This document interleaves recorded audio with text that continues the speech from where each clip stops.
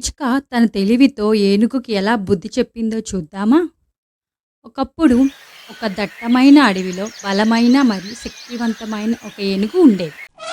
అది చాలా పెద్ద. అది తన బలాన్ని చూసి చాలా గర్వపడేది. అది అడవిలో తిరుగుతూ ఎక్కడికి వెళ్ళినా గందరగోళం మరియు విధ్వంసం సృష్టించేది. అది చెట్లను విరిచేది, పొదలను తొక్కేది. ఇతర అడవి జంతువులు అతని పట్ల నిరంతరం భయంతో జీవించారు. చిట్టి అనే చిన్న పిచ్చుక చెట్టు కొమ్మపై కూర్చొని సంతోషంగా కిలకలాడింది.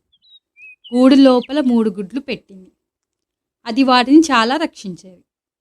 ఒకరోజు ఏనుగు ఒక చెట్టు కొమ్మపై గూడు కట్టుకున్న ఒక చిన్న పిచ్చుకను చూసింది.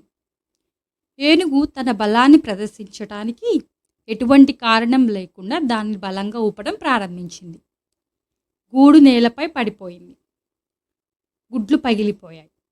ఏనుగుతో పోరాడేంత బలం తనకి లేదని ఆమెకి తెలుసు. కానీ దానికి గుణపాఠం చెప్పాలని నిశ్చయించుకుంది. అడవిలో ఉన్న తన స్నేహితుల సహాయం కోసం పిచ్చుక ప్రయత్నించింది. ఆమె వడ్రంగి పిట్ట దగ్గరకు వెళ్ళి, గజేంద్రకు ఒక పాఠం నేర్పటానికి నువ్వు నాకు సహాయం చేస్తావా అని అడిగింది. దానికి వడ్రంగి పిట్ట తల ఊపాడు. తర్వాత కప్ప తేనెటీగల దగ్గరకు వెళ్ళి తన బాధను చెప్పుకుంది. వారిద్దరూ కలిసి ఏనుగును గుణపాఠం చెప్పటానికి ఒక ప్లాన్ వేశారు. ముందుగా వడ్రంగి పిట్ట ఏనుగు వద్దకు వెళ్ళి దాని కళ్ళను పొడిచింది. దాని కళ్ళు మూసుకుంది.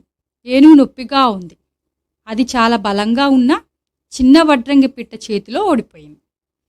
తరువాత తేనెటీగ గజేంద్ర చెవులు, తొండం మరియు మెడపై కుట్టడం ప్రారంభించాయి. ఇప్పుడు అంధుడు మరియు కోపంతో ఉన్న గజేంద్ర అడవి గుండా నడుస్తూ ఉన్నాడు. అప్పుడే కప్ప బురదగుంట దగ్గర కూర్చొని బిగ్గరగా అరవటం ప్రారంభించింది. ఆ శబ్దం విని అదే తన ఇబ్బందులకు మూలమని అనుకొని ఆ శబ్దం వైపు దూసుకుపోయింది. ఆ గుంట అంచుకు చేరుకునేసరికి బయటకు రాలేక జారిపడి అందులో పడిపోయింది. కానీ అతను ఎంత పోరాడుతున్నాడో అంత లోతుగా మునిగిపోయాడు. అలసిపోయి నిస్సహాయంగా ఉన్న గజేంద్ర చివరకు ఆగిపోయాడు. పిచ్చుక ఎగిరి అతని వైపు చూసి, నువ్వు నా గుడ్లను పగలగొట్టింది కేవలం నీ ప్రతిభను చూపించడానికి, కానీ ఈరోజు మేము మీకు శక్తి కంటే బలమైనది చూపించాం అని అన్నది.